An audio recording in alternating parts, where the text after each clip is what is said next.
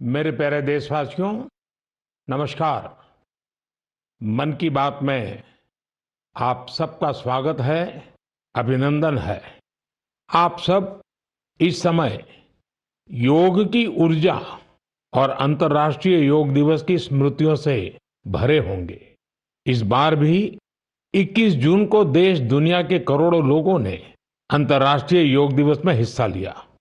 आपको याद है, 10 साल पहले इसका प्रारंभ हुआ और 10 साल में ये सिलसिला हर साल पहले से भी ज्यादा भव्य बनता जा रहा है। ये इस बात का भी संकेत है कि ज्यादा से ज्यादा लोग अपने दैनिक जीवन में योग को अपना रहे हैं। हमने इस बार योग दिवस की कितनी ही आकर्षक तस्वीरें देखी हैं। विशाखापत्तनम के समुद्र तट पर 3 लाख लोगों ने एक साथ योग किया। विशाखापत्तनम से ही एक और अद्भुत दृश्य सामने आया। 2000 से ज्यादा आदिवासी छात्रों ने 108 मिनट तक 108 सूर्य नमस्कार किए। सोचिए, कितना अनुशासन, कितना समर्पण रहा होगा। हमारे नौसेना के जहाजों पर भी योग की भव्य झलक दिखी। तेलंगाना में 3000 दिव्यांग साथियों ने एक साथ योग शिविर में भाग लिया। उन्होंने दिखाया कि योग किस तरह सशक्तिकरण का माध्यम भी है। दिल्ली के लोगों ने योग को स्वच्छ यमुना के संकल्प से जोड़ा और यमुना तट पर जाकर योग किया। जम्मू कश्मीर में चिनाब ब्रिज, जो दुनिया का सबसे ऊंचा रेलवे ब्रिज है, वहां भी लोगों ने योग किया। हिमालय की बर्फीली चोटियां और आईटीबीपी के जवान, वहां भी योग दिखा। साहस और साधना साथ साथ चले। गुजरात के लोगों ने भी एक नया इतिहास रचा। वडनगर में 2121 लोगों ने एक साथ भुजंगासन किया और नया रिकॉर्ड बना दिया। न्यूयॉर्क, लंदन, टोक्यो, पेरिस, दुनिया के हर बड़े शहर से योग की तस्वीरें आई और हर तस्वीर में एक बात खास रही: शांति, स्थिरता और संतुलन। इस बार की थीम भी बहुत विशेष थी। Yoga for one earth one health, यानी एक पृथ्वी एक स्वास्थ्य। ये सिर्फ एक नारा नहीं है, एक दिशा है जो हमें वसुधैव कुटुंबकम का एहसास कराती है। मुझे विश्वास है इस बार के योग दिवस की भव्यता ज्यादा से ज्यादा लोगों को योग को अपनाने के लिए जरूर प्रेरित करेगी। मेरे प्यारे देशवासियों, जब कोई तीर्थ यात्रा पर निकलता है तो एक ही भाव सबसे पहले मन में आता है: चलो, बुलावा आया है। यही भाव हमारे धार्मिक यात्राओं की आत्मा है। ये यात्राएं शरीर के अनुशासन का, मन की शुद्धि का, आपसी प्रेम और भाईचारे का, प्रभु से जुड़ने का माध्यम है। इनके अलावा इन यात्राओं का एक और बड़ा पक्ष होता है। ये धार्मिक यात्राएं सेवा के अवसरों का एक महाअनुष्ठान भी होती हैं। जब कोई भी यात्रा होती है तो जितने लोग यात्रा पर जाते हैं, उससे ज्यादा लोग तीर्थ यात्रियों की सेवा के काम में जुड़ते हैं। जगह जगह भंडारे और लंगर लगते हैं। लोग सड़कों के किनारे प्याऊ लगवाते हैं। सेवा भाव से ही मेडिकल कैंप और सुविधाओं की व्यवस्था की जाती है। कितने ही लोग अपने खर्च से तीर्थ यात्रियों के लिए धर्मशालाओं की और रहने की व्यवस्था करते हैं। साथियों, लंबे समय के बाद कैलाश मानसरोवर यात्रा का फिर से शुभारंभ हुआ है। कैलाश मानसरोवर यानी भगवान शिव का धाम। हिंदू, बौद्ध, जैन हर परंपरा में कैलाश को श्रद्धा और भक्ति का केंद्र माना गया है। साथियों, 3 जुलाई से पवित्र अमरनाथ यात्रा शुरू होने जा रही है और सावन का पवित्र महीना भी कुछ ही दिन दूर है। अभी कुछ दिन पहले हमने भगवान जगन्नाथ जी की रथ यात्रा भी देखी है। ओडिशा हो, गुजरात हो या देश का कोई और कोना, लाखों श्रद्धालु इस यात्रा में शामिल होते हैं। उत्तर से दक्षिण, पूरब से पश्चिम, ये यात्राएं एक भारत श्रेष्ठ भारत के भाव का प्रतिबिंब है। जब हम श्रद्धा भाव से, पूरे समर्पण से और पूरे अनुशासन से अपनी धार्मिक यात्रा संपन्न करते हैं तो उसका फल भी मिलता है। मैं यात्राओं पर जा रहे सभी सौभाग्यशाली श्रद्धालुओं को अपनी शुभकामनाएं देता हूं। जो लोग सेवा भावना से इन यात्राओं को सफल और सुरक्षित बनाने में जुटे हैं, उन्हें भी साधुवाद देता हूं। मेरे प्यारे देशवासियों, अब मैं आपको देश की दो ऐसी उपलब्धियों के बारे में बताना चाहता हूं जो आपको गर्व से भर देंगी। इन उपलब्धियों की चर्चा वैश्विक संस्थाएं कर रही हैं। WHO यानी विश्व स्वास्थ्य संगठन और ILO यानी इंटरनेशनल लेबर ऑर्गेनाइजेशन ने देश की इन उपलब्धियों की भरपूर सराहना की है। पहली उपलब्धि तो हमारे स्वास्थ्य से जुड़ी है। आप में से बहुत से लोगों ने आंखों की एक बीमारी के बारे में सुना होगा, ट्रैकोमा। ये बीमारी बैक्टीरिया से फैलती है। एक समय था जब ये बीमारी देश के कई हिस्सों में आम थी। ध्यान नहीं दिया जाए तो इस बीमारी से धीरे धीरे आंखों की रोशनी तक चली जाती थी। हमने संकल्प लिया कि ट्रैकोमा को जड़ से खत्म करेंगे और मुझे आपको ये बताते हुए बहुत खुशी है कि विश्व स्वास्थ्य संगठन यानी WHO ने भारत को ट्रैकोमा फ्री घोषित कर दिया है। अब भारत ट्रैकोमा मुक्त देश बन चुका है। ये उन लाखों लोगों की मेहनत का फल है जिन्होंने बिना थके, बिना रुके इस बीमारी से लड़ाई लड़ी। ये सफलता हमारे हेल्थ वर्कर्स की है। स्वच्छ भारत अभियान से भी इसे मिटाने में बड़ी मदद मिली। जल जीवन मिशन का भी इस सफलता में बड़ा योगदान रहा। आज जब घर घर नल से साफ पानी पहुंच रहा है तो ऐसी बीमारियों का खतरा कम हो गया है। विश्व स्वास्थ्य संगठन WHO ने भी इस बात की सराहना की है कि भारत ने बीमारी से निपटने के साथ साथ उसके मूल कारणों को भी दूर किया है।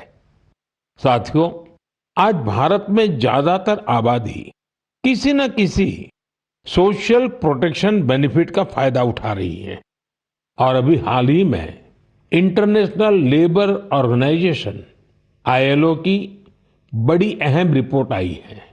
इस रिपोर्ट में कहा गया है कि भारत की 64%, 64% से ज्यादा आबादी को अब कोई न कोई सोशल प्रोटेक्शन बेनिफिट जरूर मिल रहा है। सामाजिक सुरक्षा ये दुनिया की सबसे बड़ी कवरेज में से एक है। आज देश के लगभग 95 करोड़ 95 करोड़ लोग किसी ना किसी सोशल सिक्योरिटी योजना का लाभ पा रहे हैं, जबकि 2015 तक 25 करोड़ से भी कम लोगों तक सरकारी योजनाएं पहुंच पाती थी। साथियों, भारत में स्वास्थ्य से लेकर सामाजिक सुरक्षा तक हर क्षेत्र में देश सैचुरेशन की भावना से आगे बढ़ रहा है। ये सामाजिक न्याय की भी उत्तम तस्वीर है। इन सफलताओं ने एक विश्वास जगाया है कि आने वाला समय और बेहतर होगा। हर कदम पर भारत और भी सशक्त होगा। मेरे प्यारे देशवासियों, जन भागीदारी की शक्ति से बड़े बड़े संकटों का मुकाबला किया जा सकता है। मैं आपको एक ऑडियो सुनाता हूं। इस ऑडियो में आपको उस संकट की भयावहता का अंदाजा लगेगा। वो संकट कितना बड़ा था, पहले वो सुनिए, समझिए। आखिर ये जो जुल्म हुआ 2 साल तक, जुल्म तो 5-7 साल से शुरू हो गया था। मगर वो शिखर पर पहुंच गया है 2 साल में, जब इमरजेंसी लोगों पर ठोक दी और अमानुषी बर्ताव लोगों के साथ किया गया। लोगों के स्वतंत्रता के हक छीन लिए गए, अखबारों को कोई स्वतंत्रता न रही, न्यायालय बिल्कुल निर्बल बना दिए गए और जिस ढंग से 1 लाख से ज्यादा लोगों को जेल में बंद कर दिए और फिर अपने मनमानी राज की ओर से होती रही, उसकी मिसाल दुनिया के इतिहास में भी मिलना मुश्किल है। साथियों, ये आवाज देश के पूर्व प्रधानमंत्री श्रीमान मोरारजी भाई देसाई की है। उन्होंने संक्षेप में लेकिन बहुत ही स्पष्ट तरीके से इमरजेंसी के बारे में बताया। आप कल्पना कर सकते हैं वो दौर कैसा था। इमरजेंसी लगाने वालों ने ना सिर्फ हमारे संविधान की हत्या की, बल्कि उनका इरादा न्यायपालिका को भी अपना गुलाम बनाए रखने का था। इस दौरान लोगों को बड़े पैमाने पर प्रताड़ित किया गया था। इसके ऐसे अनेक उदाहरण हैं जिन्हें कभी भी भुलाया नहीं जा सकता। जॉर्ज फर्नांडिस साहब को जंजीरों में बांधा गया था। अनेक लोगों को कठोर यातनाएं दी गई। मिसा के तहत किसी को भी ऐसे ही गिरफ्तार कर लिया जाता था। स्टूडेंट्स को भी परेशान किया गया। अभिव्यक्ति की आजादी का भी गला घोंट दिया गया। साथियों, उस दौर में जो हजारों लोग गिरफ्तार किए गए, उन पर ऐसे ही अमानवीय अत्याचार हुए। लेकिन ये भारत की जनता का सामर्थ्य है कि वो झुकी नहीं, टूटी नहीं और लोकतंत्र के साथ कोई समझौता उसने स्वीकार नहीं किया। आखिरकार जनता जनार्दन की जीत हुई। आपातकाल हटा लिया गया और आपातकाल थोपने वाले हार गए। बाबू जगजीवन राम जी ने इस बारे में बहुत ही सशक्त तरीके से अपनी बातें रखी थी। बहनों और भाइयों, पिछला चुनाव नहीं था, भारत की जनता का एक महान अभियान था। उस समय के परिस्थितियों को बदल देने का, तानाशाही के धारा को मोड़ देने का और भारत में प्रजातंत्र की बुनियाद को मजबूत कर देने का। अटल जी ने भी तब अपने ही अंदाज में जो कुछ कहा था, वो भी हमें जरूर सुनना चाहिए। बहनों और भाइयों, देश में जो कुछ हुआ उसे केवल चुनाव नहीं कह सकते। एक शांतिपूर्ण क्रांति हुई है। लोक शक्ति की लहर ने लोकतंत्र की हत्या करने वालों को इतिहास के कूड़ेदान में फेंक दिया है। साथियों, देश पर इमरजेंसी थोपे जाने के 50 वर्ष कुछ दिन पहले ही पूरे हुए हैं। हम देशवासियों ने संविधान हत्या दिवस मनाया है। हमें हमेशा उन सभी लोगों को याद करना चाहिए जिन्होंने इमरजेंसी का डटकर मुकाबला किया था। इससे हमें अपने संविधान को सशक्त बनाए रखने के लिए निरंतर सजग रहने की प्रेरणा मिलती है। मेरे प्यारे देशवासियों, आप एक तस्वीर की कल्पना कीजिए। सुबह की धूप पहाड़ियों को छू रही है। धीरे धीरे उजाला मैदानों की ओर बढ़ रहा है और उसी रोशनी के साथ बढ़ रही है फुटबॉल प्रेमियों की टोली। सीटी बजती है और कुछ ही पलों में मैदान तालियों और नारों से गूंज उठता है। हर पास, हर गोल के साथ लोगों का उत्साह बढ़ रहा है। आप सोच रहे होंगे कि कौन सी खूबसूरत दुनिया है। साथियों, ये तस्वीर असम के एक प्रमुख क्षेत्र बोडोलैंड की वास्तविकता है। बोडोलैंड आज अपने एक नए रूप के साथ देश के सामने खड़ा है। यहाँ के युवाओं में जो ऊर्जा है, जो आत्मविश्वास है, वो फुटबॉल के मैदान में सबसे ज्यादा दिखता है। बोडो टेरिटोरियल एरिया में बोडोलैंड कैंप कप का आयोजन हो रहा है। ये सिर्फ एक टूर्नामेंट नहीं है, ये एकता और उम्मीद का उत्सव बन गया है। 3,700 से ज्यादा टीमें, करीब 70,000 खिलाड़ी और उनमें भी बड़ी संख्या में हमारी बेटियों की भागीदारी। ये आंकड़े बोडोलैंड में बड़े बदलाव की गाथा सुना रहे हैं। बोडोलैंड अब देश के खेल नक्शे पर, स्पोर्ट्स के मैप पर अपनी चमक और बढ़ा रहा है। साथियों, एक समय था जब संघर्ष ही यहाँ की पहचान थी। तब यहाँ के युवाओं के लिए रास्ते सीमित थे, लेकिन आज उनकी आंखों में नए सपने हैं और दिलों में आत्मनिर्भरता का हौसला है। यहाँ से निकले फुटबॉल खिलाड़ी अब बड़े स्तर पर अपनी पहचान बना रहे हैं। हालीचरण नार्जारी, दुर्गा बोरो, अपूर्वा नार्जारी, मनबीर बसुमतारी, ये सिर्फ फुटबॉल खिलाड़ियों के नाम नहीं है, ये उस नई पीढ़ी की पहचान है जिन्होंने बोडोलैंड को मैदान से राष्ट्रीय मंच तक पहुंचाया। इनमें से कई ने सीमित संसाधनों में अभ्यास किया, कई ने कठिन परिस्थितियों में अपने रास्ते बनाए और आज इनका नाम लेकर देश के कितने ही नन्हे बच्चे अपने सपनों की शुरुआत करते हैं। साथियों, अगर हमें अपने सामर्थ्य का विस्तार करना है तो सबसे पहले हमें अपनी फिटनेस और वेलबीइंग पर ध्यान देना होगा। वैसे साथियों, फिटनेस के लिए, ओबेसिटी कम करने के लिए मेरा एक सुझाव आपको याद है ना? खाने में 10% तेल कम करो, मोटापा घटाओ। जब आप फिट होंगे तो जीवन में और ज्यादा सुपर हिट होंगे। मेरे प्यारे देशवासियों, हमारा भारत जिस तरह अपनी क्षेत्रीय, भाषाई और सांस्कृतिक विविधता के लिए जाना जाता है, उसी तरह कला, शिल्प और कौशल की विविधता भी हमारे देश की एक बड़ी खूबी है। आप जिस क्षेत्र में जाएंगे वहां की कुछ न कुछ खास और लोकल चीज के बारे में आपको पता चलेगा। हम अक्सर मन की बात में देश के ऐसे यूनिक प्रोडक्ट्स के बारे में बात करते हैं। ऐसा ही एक प्रोडक्ट है मेघालय का एरी सिल्क।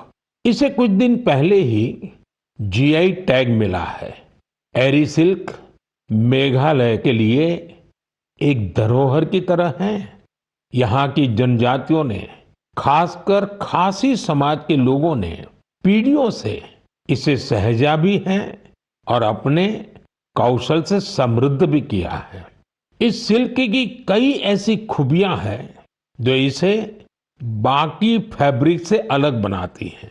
इसकी सबसे खास बात है इसे बनाने का तरीका। इस सिल्क को जो रेशम के कीड़े बनाते हैं, उसे हासिल करने के लिए कीड़ों को मारा नहीं जाता है, इसलिए इसे अहिंसा सिल्क भी कहते हैं। आजकल दुनिया में ऐसे प्रोडक्ट्स की डिमांड तेजी से बढ़ रही है जिनमें हिंसा न हो और प्रकृति पर उनका कोई दुष्प्रभाव न पड़े। इसलिए मेघालय का एरी सिल्क ग्लोबल मार्केट के लिए एक परफेक्ट प्रोडक्ट है। इसकी एक और खास बात है, ये सिल्क सर्दी में गर्म करता है और गर्मियों में ठंडक देता है। इसकी एक खूबी इसे ज्यादातर जगहों के लिए अनुकूल बना देती है। मेघालय की महिलाएं अब सेल्फ हेल्प ग्रुप के जरिए अपनी इस धरोहर को और बड़े स्केल पर आगे बढ़ा रही हैं। मैं मेघालय के लोगों को एरी सिल्क को जीआई टैग मिलने पर बधाई देता हूं। मैं आप सबसे भी अपील करूंगा, आप भी एरी सिल्क से बने कपड़ों को जरूर ट्राई करें। और हाँ, khadi, handloom, handicraft, vocal for local, इन्हें भी आपको हमेशा याद रखना है। ग्राहक भारत में बने प्रोडक्ट ही खरीदें और व्यापारी भारत में बने प्रोडक्ट ही बेचें, तो आत्मनिर्भर भारत अभियान को नई ऊर्जा मिलेगी। मेरे प्यारे देशवासियों, विमेन लेड डेवलपमेंट का मंत्र भारत का नया भविष्य गढ़ने के लिए तैयार है। हमारी माताएं, बहनें, बेटियां आज सिर्फ अपने लिए ही नहीं बल्कि पूरे समाज के लिए नई दिशा बना रही हैं। आप तेलंगाना के भद्राचलम की महिलाओं की सफलता के बारे में जानेंगे तो आपको भी अच्छा लगेगा। ये महिलाएं कभी खेतों में मजदूरी करती थी, रोजी रोटी के लिए दिन भर मेहनत करती थी। आज वही महिलाएं मिलेट्स, श्री अन्न से बिस्किट बना रही हैं। भद्रादी मिलेट मैजिक नाम से ये बिस्किट हैदराबाद से लंदन तक जा रहे हैं। भद्राचलम की इन महिलाओं ने सेल्फ हेल्प ग्रुप से जुड़कर ट्रेनिंग ली। साथियों, इन महिलाओं ने एक और सराहनीय काम किया है। इन्होंने गिरी सैनिटरी पैड्स बनाना शुरू किया। सिर्फ 3 महीने में 40,000 पैड्स तैयार किए और उन्हें स्कूलों और आसपास के ऑफिसों में पहुंचाया, वो भी बहुत ही सस्ती कीमत पर। साथियों, कर्नाटका के कलबुर्गी की महिलाओं की उपलब्धि भी बेहतरीन है। इन्होंने ज्वार की रोटी को एक ब्रांड बना दिया है। इन्होंने जो कोऑपरेटिव बनाई है उसमें हर रोज 3,000 से ज्यादा रोटियां बन रही है। इन रोटियों की खुशबू अब सिर्फ गांव तक सीमित नहीं है। बेंगलुरु में स्पेशल काउंटर खुल चुका है। ऑनलाइन फूड प्लेटफॉर्म पर ऑर्डर आ रहे हैं। कलबुर्गी की रोटी अब बड़े शहरों के किचन तक पहुंच रही है। इसका बहुत शानदार असर इन महिलाओं पर पड़ा है। उनकी आय बढ़ रही है। साथियों, अलग अलग राज्यों की इन गाथाओं में अलग अलग चेहरे हैं, लेकिन उनकी चमक एक जैसी है। ये चमक है आत्मविश्वास की, आत्मनिर्भरता की। ऐसा ही एक चेहरा है मध्य प्रदेश की सुमा उइके। सुमा जी का प्रयास बहुत सराहनीय है। उन्होंने बालाघाट जिले के कटंगी ब्लॉक में सेल्फ हेल्प ग्रुप से जुड़कर मशरूम की खेती और पशुपालन की ट्रेनिंग ली। इससे उन्हें आत्मनिर्भरता की राह मिल गई। सुमा उइके की आय बढ़ी तो उन्होंने अपने काम का विस्तार भी किया।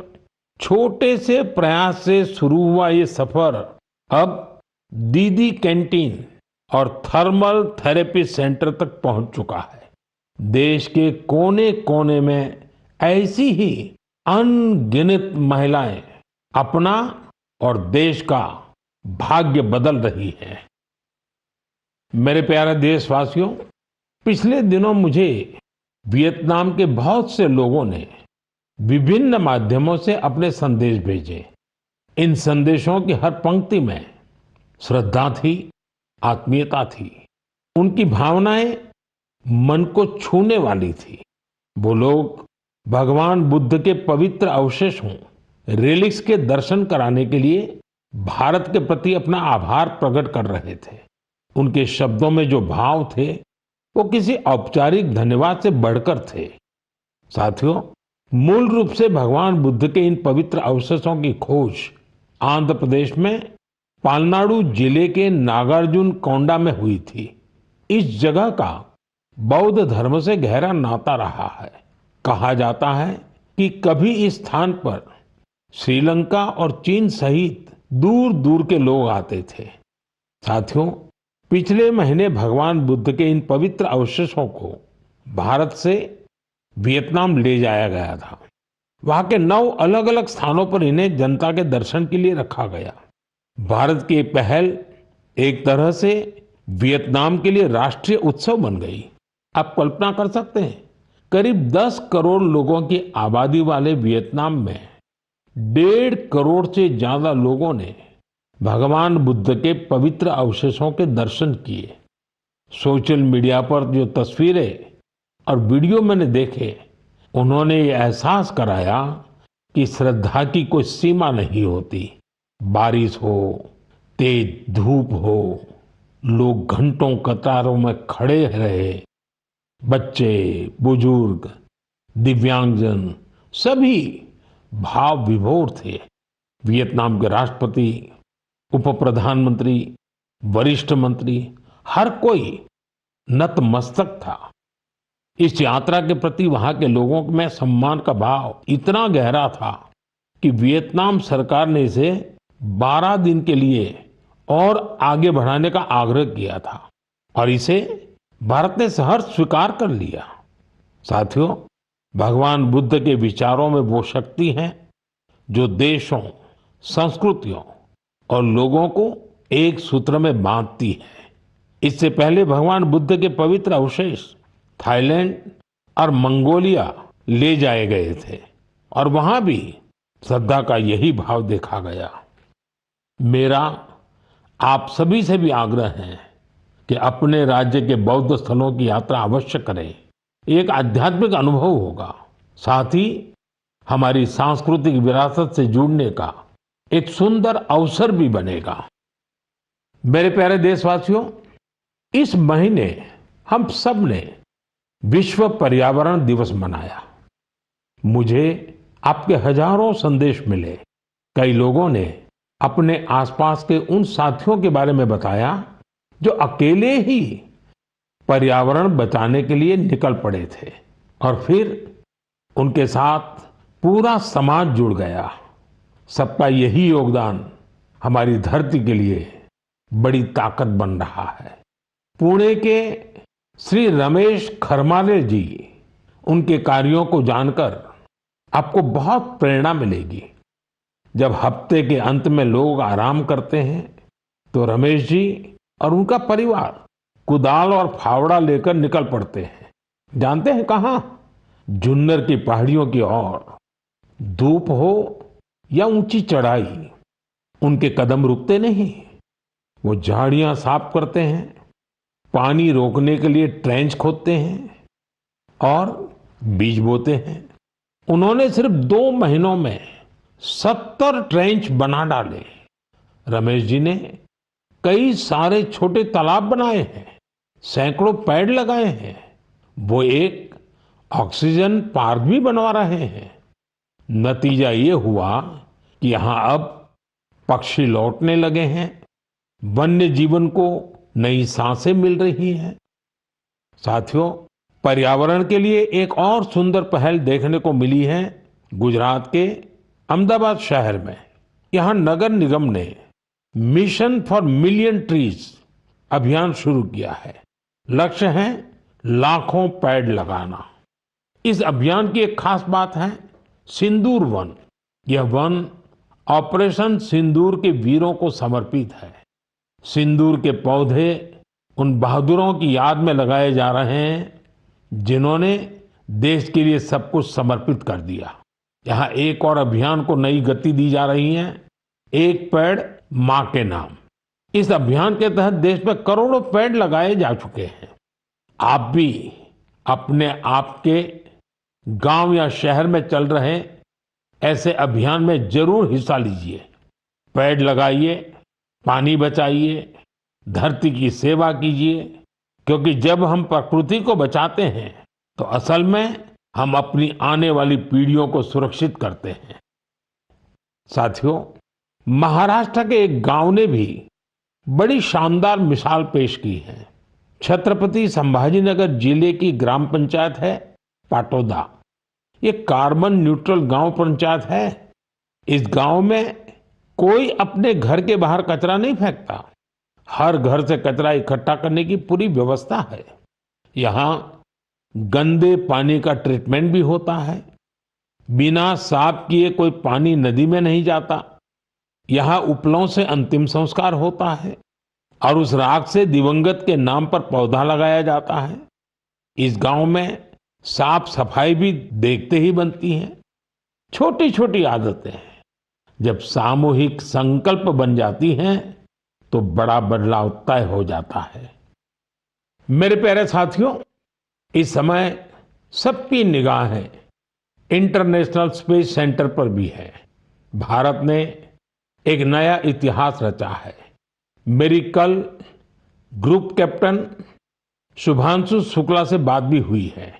आपने भी शुभांशु से मेरी बातचीत को जरूर सुना होगा। अभी शुभांशु को कुछ और दिन इंटरनेशनल स्पेस सेंटर रहना है। हम मिशंस के बारे में और बातें करेंगे, लेकिन मन की बात के अगले एपिसोड में।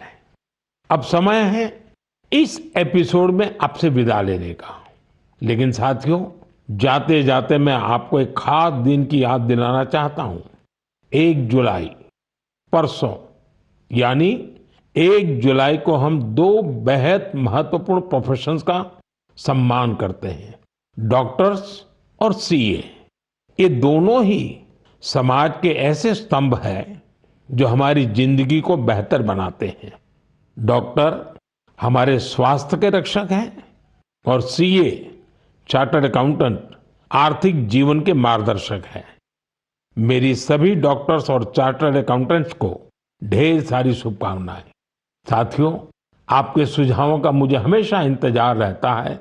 मन की बात का अगला एपिसोड आपके इन्हीं सुझावों से और समृद्ध होगा।